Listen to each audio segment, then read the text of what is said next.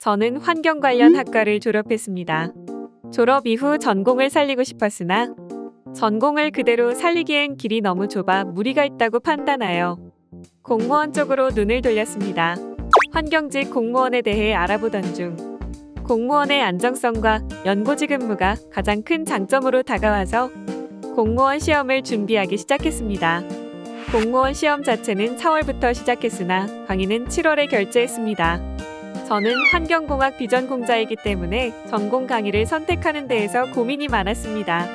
화학 또한 20살의 필수 교양으로 들었던 수업 이후로 들여다보지도 않았기에 지식이 전무하다고 봐도 무방했습니다. 후기를 찾아보며 3개의 학원으로 선택지를 좁혔는데 그중 대방열림이 가장 좋았기에 강의를 결제했습니다. 과목별 교수님 장점을 말씀드리겠습니다. 먼저 평예림 교수님의 환경공학 강의는 이론과 기출, 동형 강의를 수강했으며 2023 공개경쟁에서 95점을 받았습니다. 비전공으로 인해 시작 전부터 우려했던 것과 달리 평예림 교수님께서 쉽고 확실하게 가르쳐 주셔서 큰 어려움 없이 진도를 나갈 수 있었습니다. 단순히 문제의 답을 알려주시는 게 아니라 풀이 방법과 그런 풀이를 써야 하는 이유까지 세세히 알려주셔서 이후 기출과 문제풀이에 들어가서도 따라가는 데에 큰 어려움이 없었습니다. 개인적으로 교수님께서 알려주시는 두문자어도 많은 도움이 되었습니다. 교수님께서 강의를 시작하시며 환경공학은 범위가 정말 넓어서 모든 내용을 볼 수 없으니 중요한 내용 위주로 암기해야 한다고 말씀하셨는데 그 말이 정말 맞는 것 같습니다. 1년이라는 시간 동안 환경공학만 하는 게 아니고 아시다시피 환경공학은 수질, 대기, 폐기물, 소음, 진동 총 4과목이 합쳐져 있기 때문에 모든 내용을 외울 수는 없다고 생각합니다. 강의를 충실하게 따르며 핵심 위주로 외운다면 이후 시험에서 고득점 하실 수 있을 것입니다. 기출이나 문제풀이 강의에서 계속 관련 이론을 반복해 주셔서 자연스럽게 암기가 됐던 것도 좋았던 것 같네요. 법규의 경우 어차피 다 외울 수 없다고 판단하여 교수님께서 수업에서 다루신 내용만 외우고 나머지는 운에 맡겼습니다. 경채가 아닌 공채 시험이라 가능한 공부 방식이었고 법규가 많이 나오면 위험해질 수 있기 때문에 추천드리진 않습니다만 시간이 부족하시다면 저처럼 하시는 것도 괜찮을 거라고 생각합니다. 교수님께서 노트 필기를 권하시는데 저는 악필이라 노트를 쓰면 다시 보지 않아서 따로 하진 않았습니다. 대신 말씀하시는 부분을 교재에 전부 형광펜으로 치며 나중에는 그 부분만 반복적으로 읽었습니다. 교수님께서 짚어주시는 부분만 봐도 못해야 70점 받을 수 있을 정도로 핵심만 가르쳐 주시기 때문에 다시 한번 수업을 충실히 들으시길 추천합니다.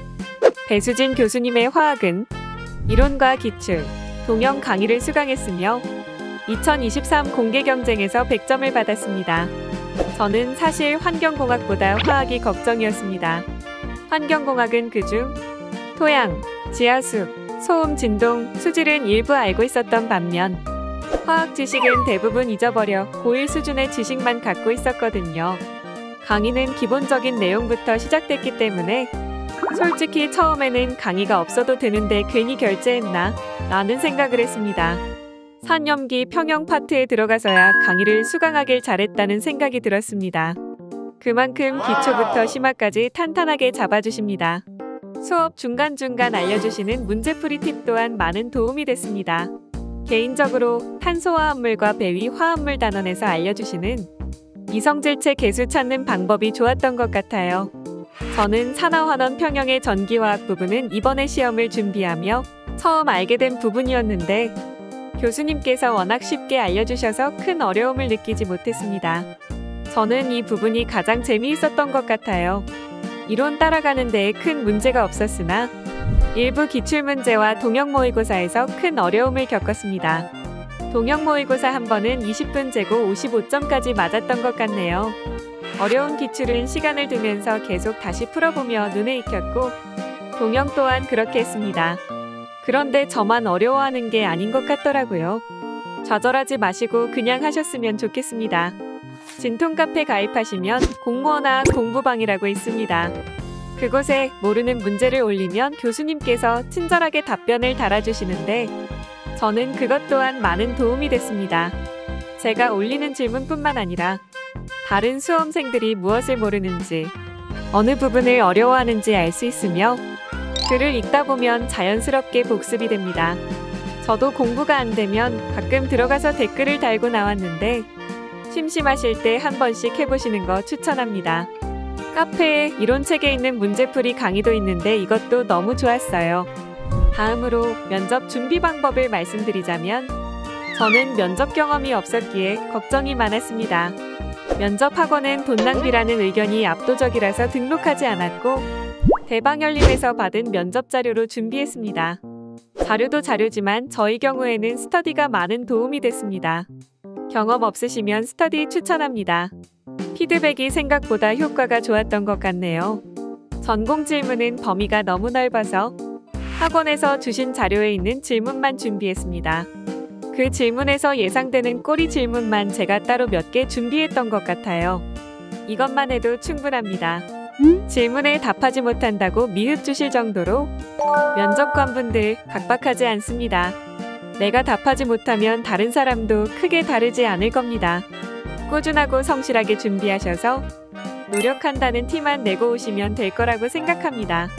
저도 3-4개의 질문에 대답을 못해서 면접을 잘 보고 온 편은 아닌데 면접관 분들께서 계속 힌트를 주시고 이해해 주셔서 딱딱한 분위기는 아니었습니다.